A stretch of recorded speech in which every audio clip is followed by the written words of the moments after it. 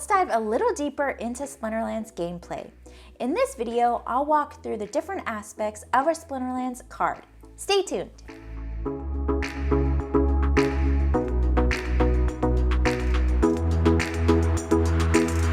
Hey fam!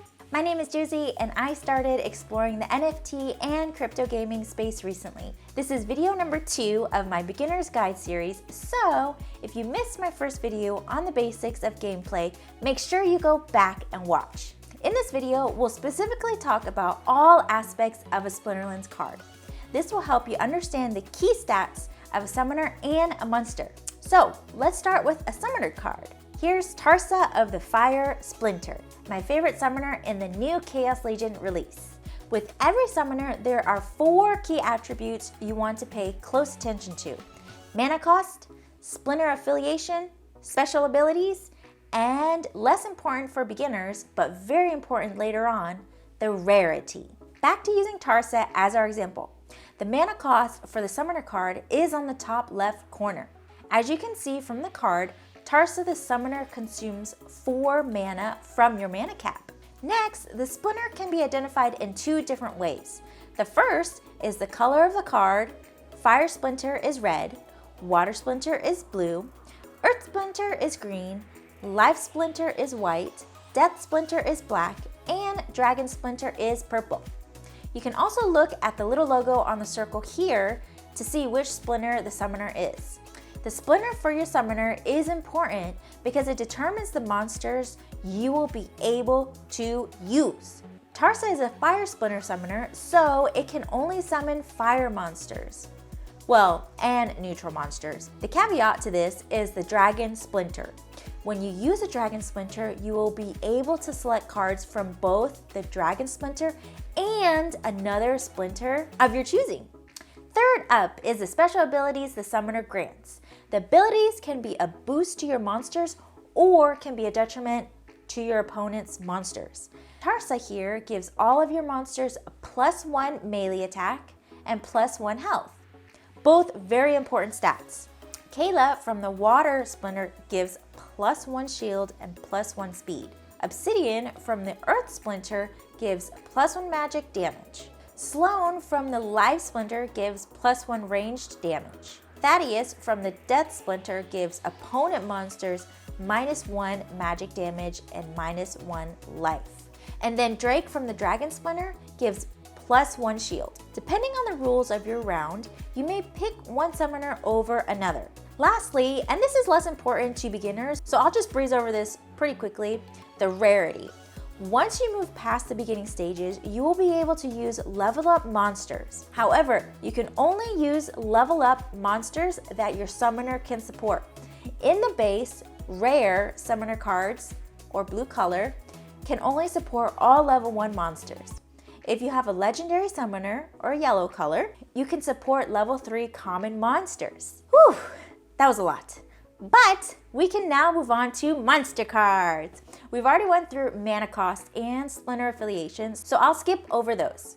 I'm going to use a few fire splinter cards as reference so that you can at least learn the fire splinter. Let's start out with the monster, Living Lava, a key staple in the fire splinter team. The first symbol on the card is the attack. You can see that Living Lava has a saw-like icon, meaning that he has melee attack. The number 3 represents how much melee damage he deals. Now there are 3 separate icons. The saw representing melee attack, the target representing the ranged attack, and the purple cloud representing magic attack. Melee attacks can only deal damage if the monster is on the front line. Exceptions to this will be special abilities that the monsters have. Ranged attacks can be dealt with anywhere except the front line or first position. A ranged attacker in first position will not be able to attack unless they have a special ability. Magic attack is special because 1, it never misses, and 2, it ignores armor. So what is armor? We can move on to the right side of the card. Living Lava is what we would call a tank. Let's talk a little bit about why. Now, if you look at the shield and the heart on the right side of the card, you can see how much armor and health Living Lava has. He has 2 armor and 6 health. And that means he can take on a decent amount of damage. When being attacked by melee and ranged units, the attacks will first hit Living Lava's shield and then his life. The neat thing about armor is that even if you have 1 armor left, a melee/ranged monster hitting you with 4 damage will only damage the shield. All shield needs to be exhausted before damaging life, and the damage does not spill over. Going back to the left side of the card, you have speed. Speed will both help determine what monsters attack first and chances of melee and ranged attacks. Missing. Monsters with higher speed will attack first. Duh. But if monsters have the same speed, it's a coin flip on who attacks first. Monsters with higher speed will also have an increased chance to dodge a melee or a ranged attack. And this helps a higher speed team survive a battle. Next is the monster's abilities. This is critical. And I won't have time to go through all of the 60+ abilities, but it's important to read the abilities for each monster. So for Living Lava, his ability, Shield, reduces all melee and range damage. And this is big because it reduces the monsters that deal 1 melee or range damage to 0. And there are other key abilities you'll want to know, like Sneak, that allows the monsters to attack the back or the last position of a team. Or Opportunity, that allows a monster to attack the enemy monster with the lowest health. And as you gain more experience playing the game, you'll start learning which abilities do what. And you can also read all about them on Splinterlands.com. The last part, which will be less important until later on, is the level of the card. To start, the level of your given starter cards will all be 1.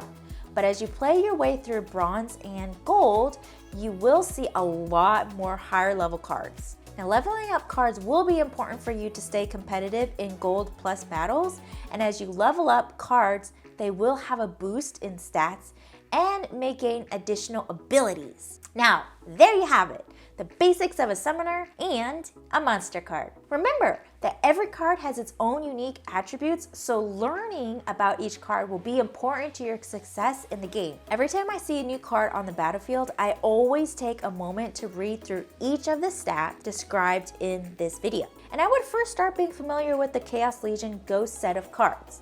These are the cards given to you by Splinterlands to play with. That was a lot of information. Whew, let's just take a breather here. But I'm hoping this sets you up better for your journey with Splinterlands. If you are watching on YouTube and enjoy the content, remember to give a like and subscribe to my channel, Josie Plays Crypto. If you're watching on 3Speak, make sure you follow me so you don't miss any other uploads that I make. And if you'd like to support me and my dream of content creation, feel free to use my Splinterlands affiliate link down below. Or you can join my Patreon team. Until next week,